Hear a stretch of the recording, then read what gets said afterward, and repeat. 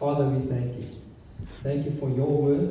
And Father, we just ask that you will give us open hearts, open ears, and open eyes. So Father, that we can hear what you want to tell us on this message. And we thank you for that in Jesus' name. Amen. Well, today I'm going to talk about something that I don't think a lot of people talk about. And my heading is, what is the church? Be the church, go to church, and grow the church. So it's not a preaching, it's just a discussion on what I understand about it, what I find about it. Because the church is of a crucial importance. It is ordained by God, and it is not going anywhere. If one church closes, there's two others that open. So church will never stop. It will stop in a place, but it will open in another place. And that is even with the persecuted churches like in China and all that. If the government stop one home church, they just gather at another place. So they can't stop it, because God ordained this. But it is vital that we develop a biblical picture of what and who the church is. God's plan was always to make a people for himself. And we read the Bible, and the Bible it always say God's people. So he tried to make people for himself. And not individuals, not programs, and not buildings. He didn't ordain that. But when you join Jesus, you join his people. Because then you're part of it. And we read that in Galatians 3, verse 26 to 28. So in Christ Jesus, you are all children of God through faith. For all of you who were baptized into Christ have clothed yourself with Christ. There is neither Jew nor Gentile, neither slave nor free, nor is there male and female, for you are all one in Christ Jesus. If we have been united with Jesus in salvation, then we are simultaneously united to all Christians. And that's why we get together, because we're all Christians. God gives us several illustrations in his word that help us make the connection. The church isn't an event, it is the body of Christ. So the first one I've got here is one people. In Titus 2 verse 14, who gave himself for us for redeem us from all wickedness, and to purify for himself a people that are his very own, eager to do what is good. One building, 1 Peter 2 verse 5, you also, like living stones, are being built into a spiritual house to be a holy priesthood, offering spiritual sacrifices acceptable to God through Jesus Christ. One body, Romans 12 verse 4 and 5. For just as each of us has one body with many members, and these members do not all have the same function, so in Christ we though many from one body, and each member belongs to all the others. And that is, each and every one of us need the person that's sitting next to you. We all need someone else. We can't do it all by ourselves. So when you join Jesus, you join his body. Ephesians 4 verse 15 and 16. Instead, speaking the truth in love, we will grow to become in every respect the mature body of him who is the head, that is Christ. From him, the whole body, joined and held together with every supporting ligament, grows and builds itself up in love as each part does its work. So each of us got something to do. God put something in your life that you have to do, because God put it in you. And to persecute the church is to persecute Jesus. To neglect the church is to neglect God, as said in Matthew 25 verse 40. The king will reply, truly I tell you, whatever you did for one of the least of these brothers and sisters of mine, you did for me. So if you don't do anything that God tells you to do, you neglect God. And we can't do it. We have to follow what God tells us to do. But most folks say, I love Jesus, but not the church. And we hear that quite regularly. That people say they love Jesus, but they don't go to church. They don't like the church. And they don't have an accurate understanding of the local church or Jesus. If they really knew what Jesus claimed, they wouldn't like him much either. You can't join Jesus, the head, without joining the rest of the body. And that is just what it is. We can't. It's impossible. So when you join Jesus, you become his bride. Ephesians 5 verse 23. Christ is the head of the church, his body, and is himself its Savior. So Jesus is the head of the church. Doesn't matter where you go. That is what it is. So when you join Jesus, you are adopted into his family. Ephesians 1 verse 4 to 6. For he chose us in him before the creation of the world to be holy and blameless in his sight. In love, he predestined us for adoption to sonship through Jesus Christ, in accordance with his pleasure and will, to the praise of his glorious grace, which he has freely given us in the one he loves. So he gave it to us because he loved Jesus. And if we in Jesus, he loves us as well. So God always loves us. And Paul said that our body is now the temple of the Holy Spirit. 1 Corinthians 6 verse 19. Do you not know that your bodies are temples of the Holy Spirit, who is in you, whom you have received from God? You are not on your own. And that is something we can be glad about. Because God put his Holy Spirit in us. So we're not on our own. And we can't do anything on our own. But we can only do it with the help of the Holy Spirit and God. This means God no longer occupies man-made buildings. Instead, our very body becomes his temple. So we need to look after our bodies, because that's God's temple. This is how and when we become the church. If you are a follower of Jesus, you are the church. Then be the church. To be the church is to not simply believe in Jesus. To be the church means living out your faith daily by reflecting Christ's love, serving others and building community, not just attending service. It's reflecting the teachings of love of Jesus, this producing and displaying the fruit of his very Spirit that's inside of us. And we all got the fruit of the Spirit in us. And we just have to live it out, because that's what God's saying. It involves intentional connection, prayer, sharing the gospel through actions like showing compassion.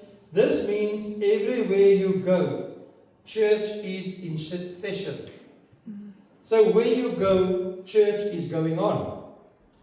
When you get to work, when you're driving to work, when you get cut off in traffic, when you're talking to your neighbor, when you're arguing at the dinner table, when you're scrolling social media and browsing websites, when you're hanging out with friends over a weekend, when you're in the line at the supermarket, wherever you go, church is in session.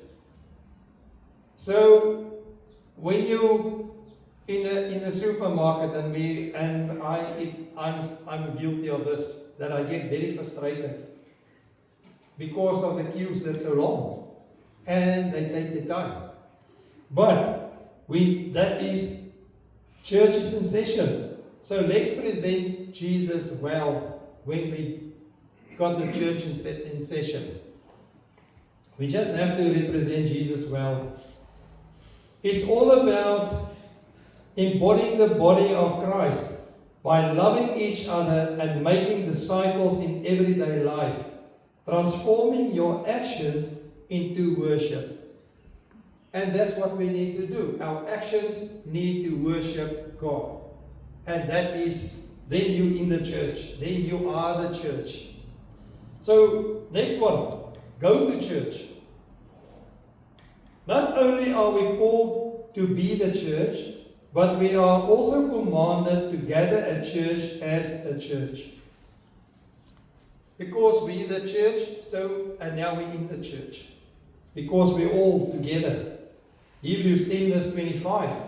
Not giving up meeting together, as some are in the habit of doing, but encouraging one another, and all the more as you see the day approaching.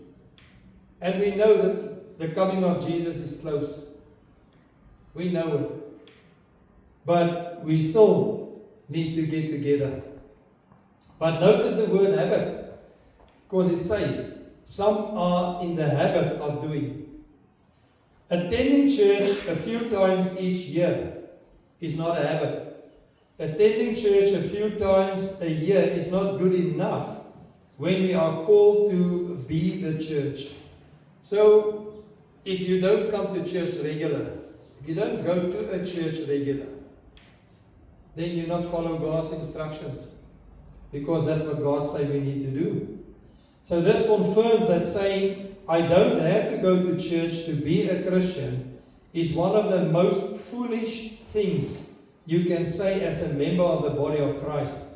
Gathering as the church regularly at the physical location serves as a spiritual community where individuals, that's us the church, come together in faith, fellowship, and service to worship Jesus and learn about His teachings. And that's why all our messages come out of the Word of God. But that's not all. I like the way the New Living Translation say it in Hebrews 10 verse 25. Let us not neglect our meeting together, as some people do, but encourage one another, especially now that the day of His return is drawing near. If we're going to be effective at being the church, we can't be the some people. We need to be the people of God that get together on a regular basis. And why? Why do we need to do it? We need the encouragement that comes with gathering. And that is what we do, because while we talk, we encourage each other for the rest of the week. We encourage each other for what's coming on. And that's what we need to do. That's why we get together, that encouragement. Notice the scriptures say, but encourage one another. And that's what we need to do. Even if you see someone in the street, you encourage them if you know what they're going through. You can encourage them to carry on. Outside of the local church, we will lack the encouragement God has for us. And we will be failing to help others grow in their faith too. And that's why we get together, is to help growing each other in faith. We can't help them to grow where they want to grow, but we can grow each other in faith by praying for each other, by encouraging each other with scriptures, because that's what we need to do. To think we will carry on our Christian lives is therefore a little arrogant. I'm saying I can manage without the encouragement that God wants to provide me with through the local church. And quite selfish, I'm saying that I won't encourage those in my local church. And that is because we need to do it. God encouraged us to do it. So we need to encourage each and every one that is in the church with us. Because we just need to do the encouragement. To live an isolated Christian life is not only foolish and dangerous, but God also never intended to be that way. God never said we have to get together on our own or do church on our own, because you can't. There's no encouragement. Nobody can encourage you or that you can encourage them.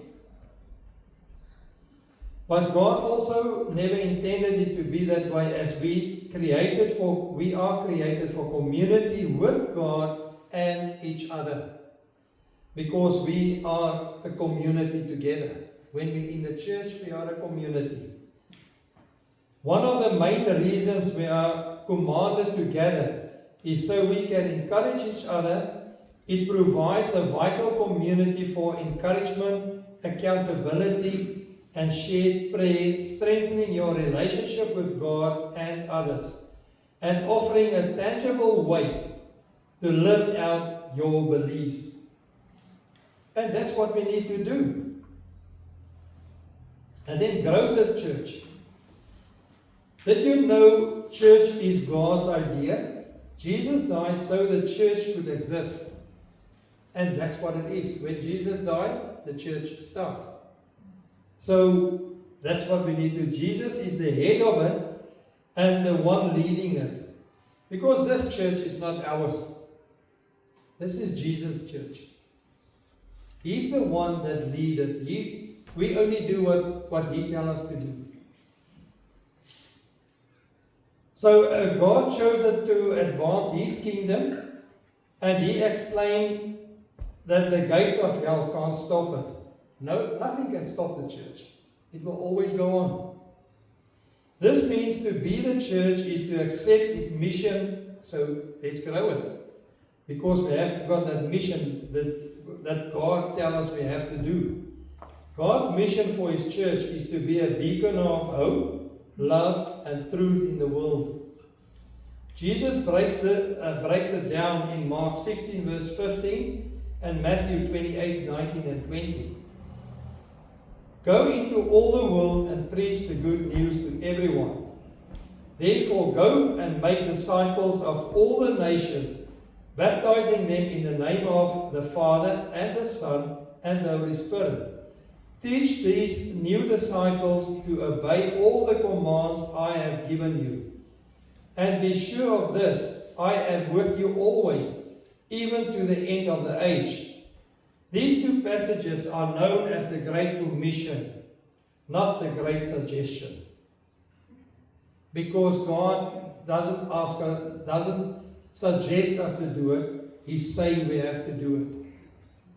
But if we don't get together, we can't. We can't encourage each other to do it. And we will never be able to do it.